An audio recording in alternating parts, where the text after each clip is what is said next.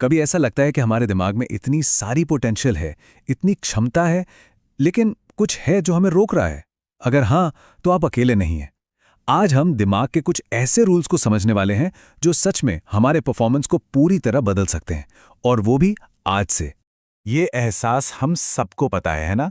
Phone पर लगातार आते नोटिफिकेशंस, डेडलाइंस का वो पहाड़ और वो मीटिंग्स जो कभी खत्म ही नहीं होती। ऐसा लगता है जैसे हमारा ध्यान, हमारी चेतना एक साथ हजार अलग-अलग दिशाओं में खिंच रही है। पर अच्छी खबर यह है कि हम में कोई कमी नहीं है। प्रॉब्लम यह है कि हम अपने दिमाग को उसके नेचुरल डिजाइन के खिलाफ इस्तेमाल कर रहे हैं। सोचिए, क्या हो अगर मैं कहूं कि कुछ छोटे छोटे बदलाव करके, जो इस बात पर बेस्ड है कि हमारा दिमाग असल में काम कैसे करता है, हम इस बिखरे हुए महसूस करने वाली फीलिंग से निकलकर एकदम लेजर फोकस्ड हो सकते हैं। तो चलिए शुरू करते हैं। तो सबसे पहले बात करते हैं उस सबसे बड़ी चुनौती की जिससे हम सब रोज लड़ रहे हैं, फोकस। आखिर वो डीप फोकस, वो गहरी तवज्जो हम वापस कैसे लाएं जिससे ये डिजिटल दुनिया हमसे छीनने में लगी हुई है।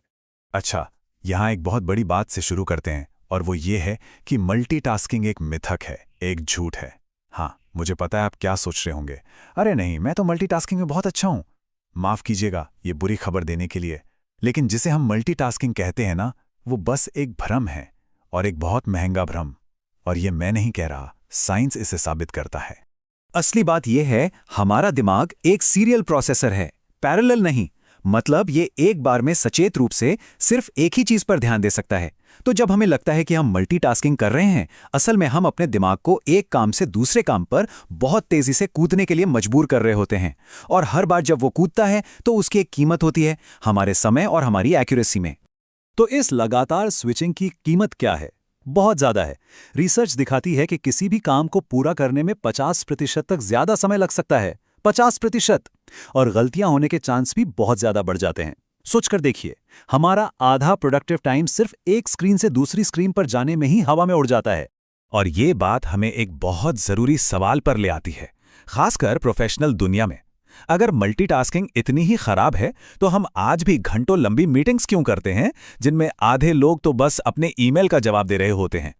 तो इसका समाधान ना हैरान करने वाले रूप से आसान है, 10 मिनट का नियम। रिसर्च बताती है कि किसी का भी अटेंशन स्पैन लगभग 10 मिनट के बाद तेजी से नीचे जाने लगता है।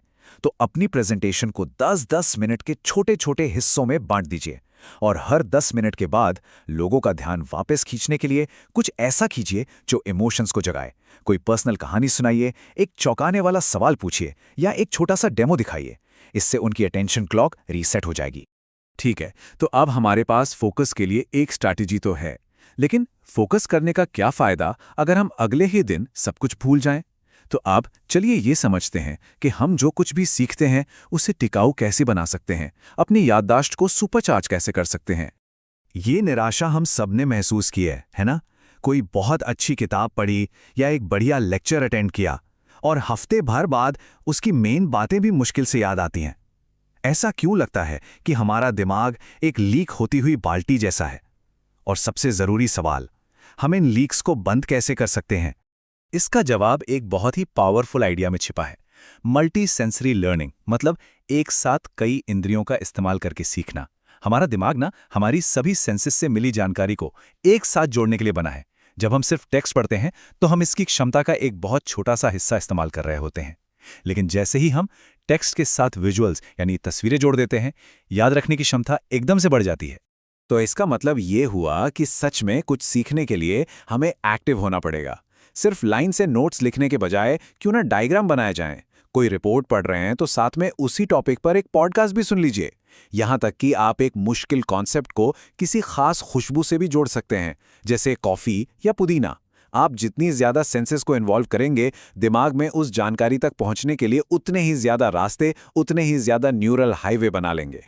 और अगर ये सब थोड़ा मुश्किल लग रहा है, तो बस दुनिया के सबसे बड़े लर्निंग एक्सपर्ट्स के बारे में सोचिए। छोटे बच्चे, वो कोई इंस्ट्रक्शन मैनुअल पढ़कर नहीं सीखते, वो तो खोजकर, छूकर, चखकर, देखकर सीखते हैं।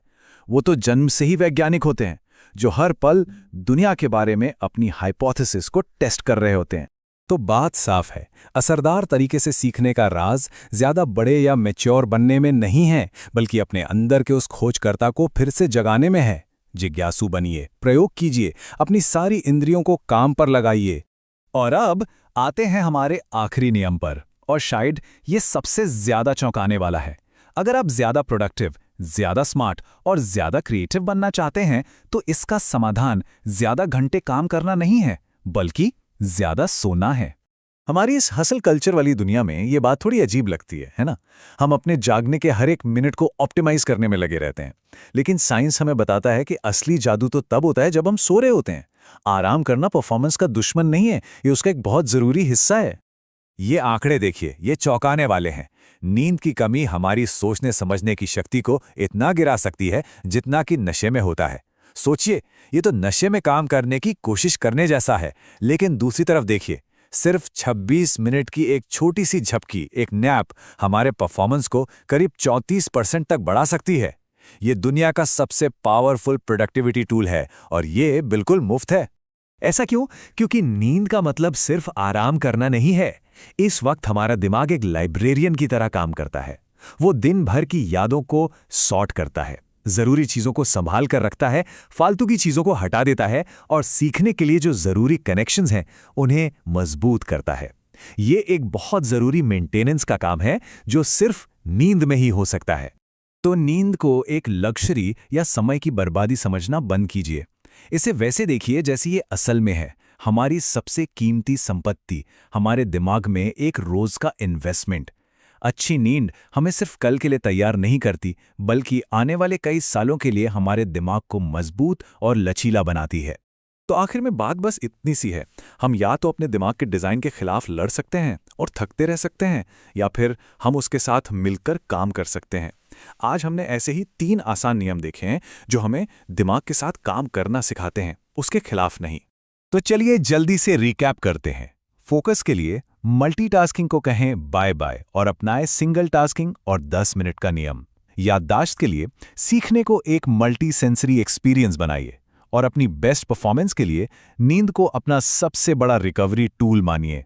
देखिए, जानकारी सिर्फ जानकारी है जब तक हम उसे इस्तेमाल न करें। तो मैं आपको एक सवाल के साथ छोड़कर जा रहा हूं। इन 3 नियमों में से वो कौन सा एक नियम है जिसे आप आज से ही अपनी जिंदगी में लागू करना शुरू करेंगे? सब कुछ एक साथ बदलने की जरूरत नहीं है, बस एक चुनिए, छोटी सी शुरुआत कीजिए, क्योंकि कभी-कभी सबसे छोटा बदलाव ही सबसे बड़ा असर डालता है।